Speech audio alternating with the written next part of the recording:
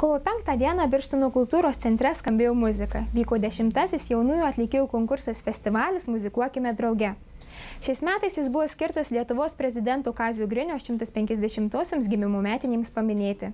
Šiais metais į konkursą atvyko jaunieji muzikantai iš Rietavo, Neringos, Kauno, Prienų, Jiezno, Alytaus, Garliavos, Birštono bei Latvijos miestelio Siguldos.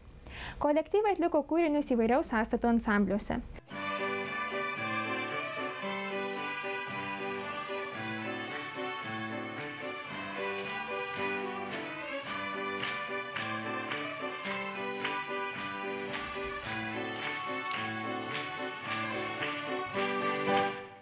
Jau 10 kartą vyksta muzikos konkursas, festivalis Muzikuokime drauge. Šiemet mes įskiriame Lietuvos Respublikos prezidento Kazio Griniaus 150-osioms metinėms. Iš kur šiandien atvyko kolektyvai? Iš daugelio Lietuvos kampelių. Iš toliausiai atvyko Neringos meno mokyklos kolektyvas, Rietavo Oginskio meno mokyklos kolektyvas, iš artimesnių Kauno pirmos muzikos mokyklos ansamblis, Prienų Jiezno muzikos mokyklos, Prienų meno mokyklos, Alytaus muzikos mokykla yra pati gausiausia. Ir Alytaus rajono meno ir sporto mokyklos kolektyvai. Ir taip pat Birštono. Na, ir turim svečius, kuriais labai džiaugiamės. Jie atvyko iš Latvijos, Siguldos muzikos ir meno mokyklos. Kokias programas turėjo atlikti dalyviai, norintys dalyvauti konkurse? Programų jokių nereikėjo, tai reikėjo užpildyti paraišką ir dalyvauti konkurse. Kai kurios mokyklos dalyvauja jau pastoviai. Alytaus muzikos mokykla yra ir mūsų Grand Prix laimėtoja, dėl to labai džiaugiamės ir artimiausi mūsų kaimynai.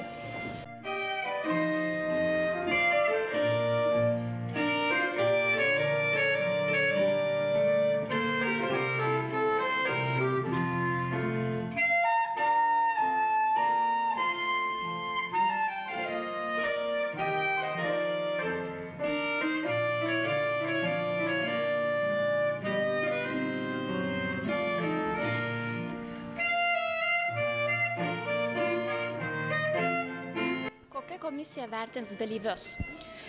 Šio festivalio konkurso komisija yra labai kompetentinga.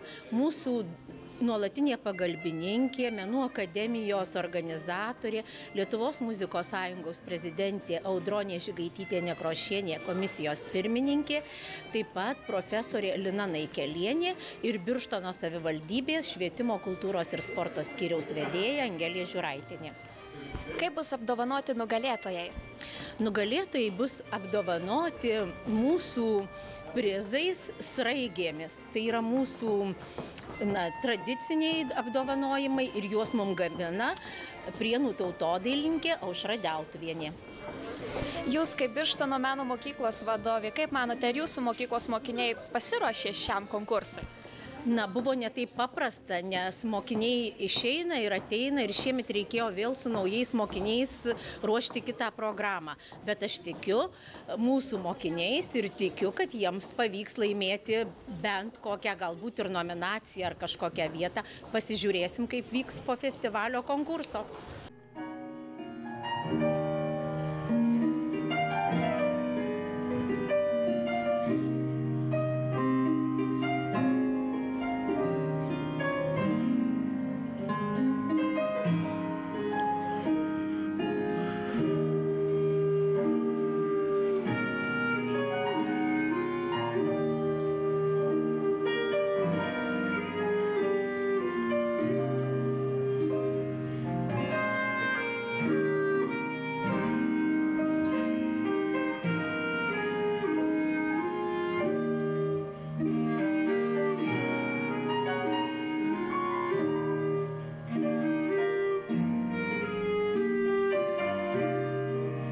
Jūsų akimis, ką tokie festivaliai duoda mokiniams?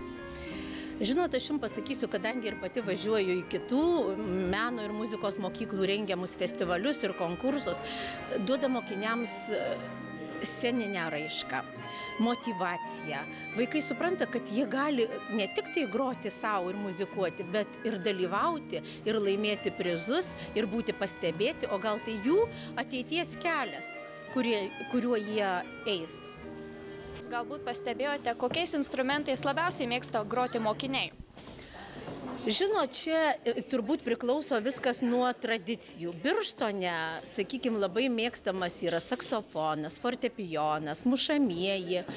Na, o kituose rajonuose ir muzikos mokyklose, pavyzdžiui, Alytaus džiaugiasi kanklininkais, kiti galbūt smuikininkais.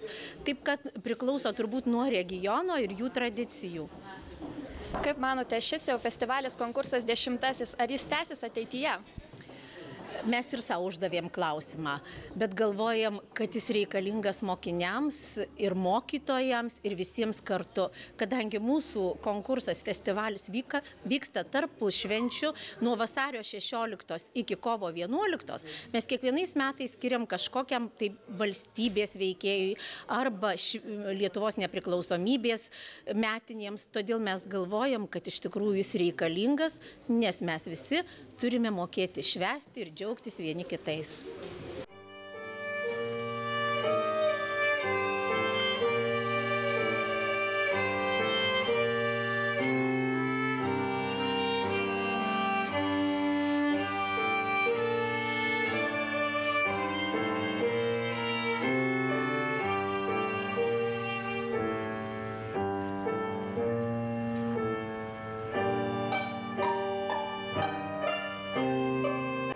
Antri metai esate komisijos narė. Kaip manote, ar šis festivalis neišsisėmė dar? Tokio pobūdžio festivaliai išsisemti negali. Todėl, kad visų pirma, tai yra visą laiką nauji vaikai, nauji ansambliai. O mokytojai, turėdami patirtį, žino, ko gali iš ko reikalauti. Ir ta prasme, pavyzdžiui, man asmeniškai visą laiką dirbant su profesionaliu jaunimu ir jau tuo jaunimu, kuris renkasi savo profesiją muziką, yra ypač įdomu, nes tokiuose renginiuose sutinki atvirą džiaugsmą, kas pas mus jau yra retesnis atvejis, nes visą laiką yra atsakomybė per daug didelė. Tai man aišku ir patirtis, ir kartu žinia, nes ir mūsų renginys Menų akademija Birštone mes siekiam, kad nebūtų tų, kuriems tai galėtų būti neįdomu. Tai yra įvairaus lygio vaikams, žmonėms, suaugusiems ir tiems, kurie net nespėjo kažko sužinoti muzikoje. Tai tokiu būdu man labai įdomu, o kiekgi žino tie vaikai, kad irgi mes galim savo renginius derinti su muzikos mokyklų programomis, kyla naujų idėjų, kyla naujų minčių, nes šiandien mūsų visų tiesiog pareiga yra kuo daugiau viešinti muzikavimą tą, kuris reikalauja darbo, nes mes su baime žiūrim, kiek daug yra muzikos, kuri, aš vadinu tai ir aš taip galiu. Paklausiau ir aš taip galiu. Aš galiu išeiti pašokinėti scenoje, kažką padainuoti, tikrai galiu. Tik tai ar verta manęs klausyti, kai aš tai darysiu. Ir tai, kas būna jau toj didžioji scenoje, aš taip niekad negaliu. Dėl to aš sėdžiu prie kompiuterio, rašau apie tai, kas vyksta didžioji scenoje. Tai tą išlyginti kažkokį disbalansą, kad žinot, ką vaikai žino, ko nežino, remtis jais, kai mes norim kalbėti apie tuos procesus visus, tai man yra labai svarbu ir aš dėkinga Birštono menų mokyklai, kad mes taip gražiai draugaujam, kad jie mus labai savo veiklą, savo iniciatyvom paremia, kai mūsų renginiai būna. Ir aš savęs nesuprasčiau, jeigu aš neparemčiau ir neskirčiau dėmesio, prizų ir žmonių neatsiveščiau į jų ruošiamus tokius puikius renginius. Nes visa muzikos lavinimo švietimo sistema, jinai turi būti grindžiama piramidės principų. Turi būti apatinis sluoksnis, tai, ką mes visi galim, ir kopti palaipsniui į tai, kas yra tik tai pasigėrėjimo verta. Ta didžioji operos scena, simfoninio orkestro scena ir taip toliau. Jūsų akimis, kaip manote, ir Birštono meno mokyklos mokiniai tobulėja ir kopia tos piramidės link? Žinot, turėdami tokią infrastruktūrą ir tokias galimybės, kur dirbti, tokius puikius mokytojus ir renginius, aš dabar jau esu ta stebėtoja Birštono kultūros centro veiklos, jau kitaip viską tai žiūriu. Ir iš tiesų Birštonas darosi labai gražių kultūros centrų, o man, aišku, dar dar labiau norėtųsi, kad jis būtų toks išskirtinis profesinės kultūros atžvilgiu kaip Baden-Badenas, kur gali būti šalia kazino ir operos teatras už kampo. Tai mano svajonė Birštone pamatyti tokį mažą, gražų centrą, kuriame dėrėtų aukštoji kultūra su pramoga. Ir sveikata be abejo. Komisija šiandien vertins kelias kategorijas. Į ką atsižvelgsite labiausiai?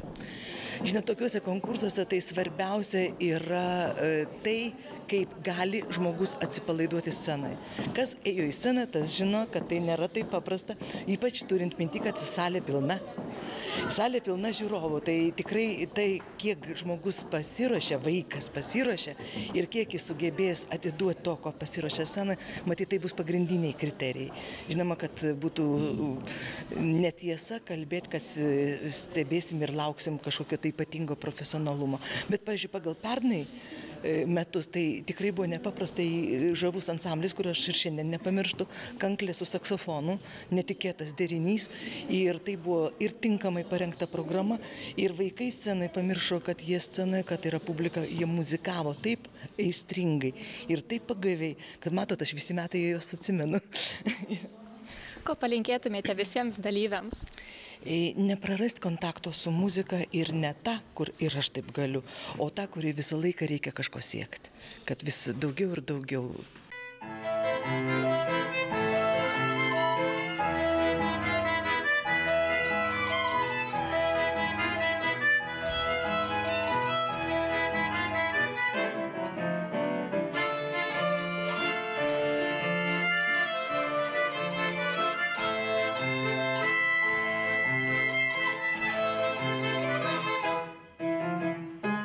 Ansambliai dalyvavę konkursinėje programoje buvo suskirstyti į 4 grupės. A grupėje nominaciją jauniausias ansamblis gavo Kauno pirmoji muzikos mokykla. Alytaus muzikos mokyklai atiteko nominacija Žiūrovų simpatija.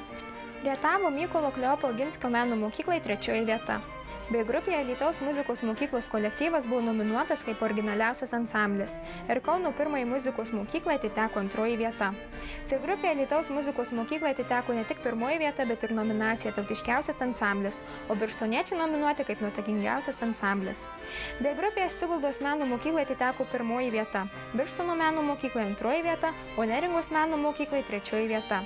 Pagrindinis konkurso apdovanojimas Grand Prix atiteko Kauno pirmai muzikos mokyklai.